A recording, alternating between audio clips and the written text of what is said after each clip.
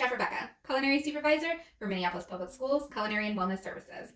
Welcome to my kitchen. Now, each month I work with SNA to run nutrient analysis and credit recipes that are featured in the Food Focus section of the School Nutrition magazine. Now, this month, SNA is going nuts for nut and seed butters. Now, there are several options out there for you, but these are the 5 that are featured in the article, and I'm going to break them down for you, show you a quick recipe, and give you some tips and tricks on how to incorporate them into your menus. Now, let's get started with the OG original creamy peanut butter. This is and has been a favorite forever with students. But I'm guessing if you're serving it or they're bringing it, it's most likely on a sandwich. But let's get creative and incorporate it into some baked goods at breakfast. Pour over a yogurt parfait. Make a salad dressing or a sauce for noodles. There's even an African peanut stew that's already been standardized for school nutrition. That is out of this world. So make sure to check that one out. If you have a no peanut policy, the second in popularity and known around the world is almond butter. This is kind of the hippie version of peanut butter and only slightly healthier. I'm going to say all of these are very similar in nutrient content. There is a little bit difference in flavor. It is a little bit milder than peanut butter, but the consistency is very similar, so you can use them as a 1-to-1 ratio. For all of our allergen-friendly schools out there, this is the best option out there for you. This is sunflower seed butter. Not many allergies to sunflower seeds, so this would be the option for you if you have a no tree nut policy, because obviously almond butter does fall under that. This is what we use here at Minneapolis Public Schools. It is a little runnier in consistency, so keep that in mind when you're incorporating it into recipes. I would suggest salad dressings or soups, sauces, things like that. It is a little bitter, so sometimes adding a little pinch of sugar will take that bitterness down quite a bit. We also have soy nut butter. So this is another option out there. Soy nut butter is made from roasted soybeans, and soybeans are legumes like peanuts. So this one has the most similar consistency to peanut butter, but another great option. Last but not least, you don't really think of this one as a nut or seed butter, but that's exactly what it is. This is tahini, and it is made from ground up sesame seeds. So this one would be great to incorporate into hummus. That's one of the main ingredients that you see a lot in hummus, or any of your Mediterranean and Middle Eastern menu offerings. So that is probably the item that you might most be unfamiliar with. So I'm going to make a very quick dressing with that one.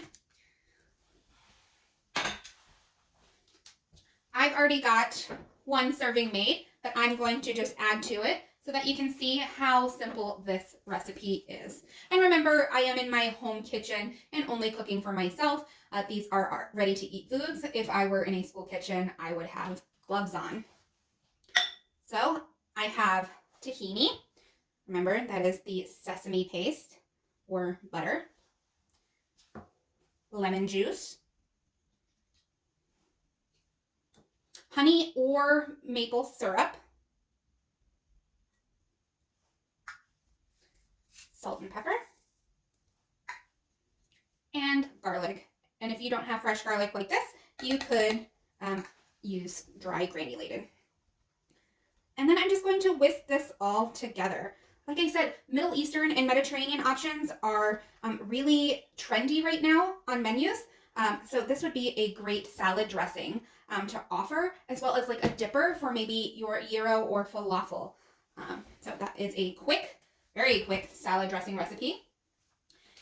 Next up, I have another option I want to talk about. Now, this is peanut powder. So this is dehydrated ground up peanuts that have the oil stripped away from them. So it has a lot less fat than traditional peanut butter. It is a powder just like this. So it is that ground up peanuts without the oil. I am just going to incorporate this into some plain yogurt.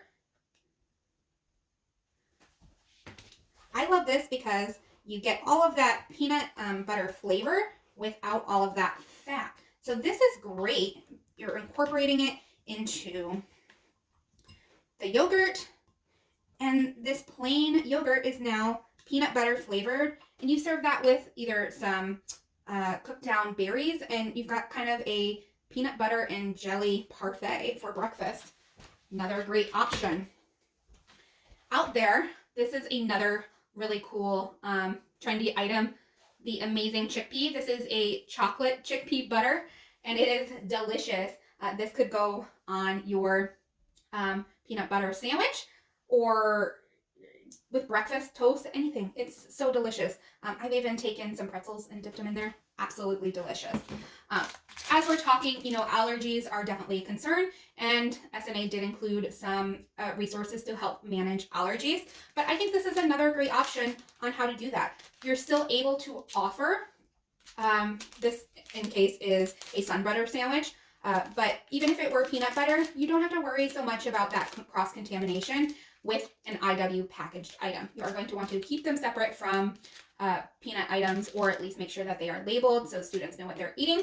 But again, I think it is a great option to offer if you're not able to make sandwiches. Now, if you are making sandwiches, which I'm going to do for you, I have one trick that I just learned that is amazing. So use frozen bread. You know how you kind of try to spread on peanut butter and the bread rips?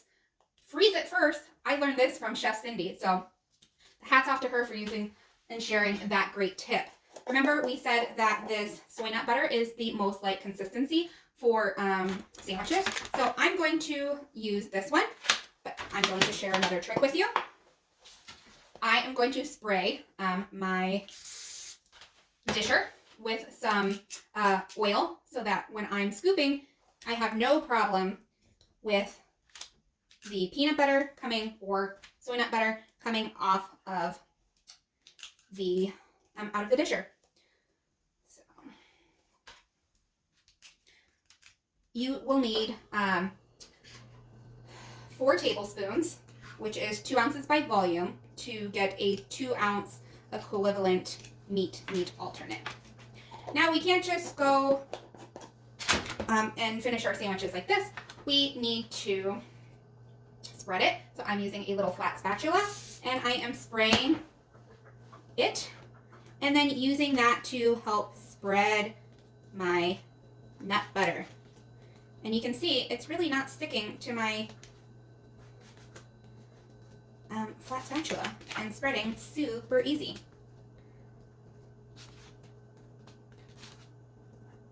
Now, one more trick I want to show you with these sandwiches is how to cut them. So let's move this out of the way, because presentation is everything.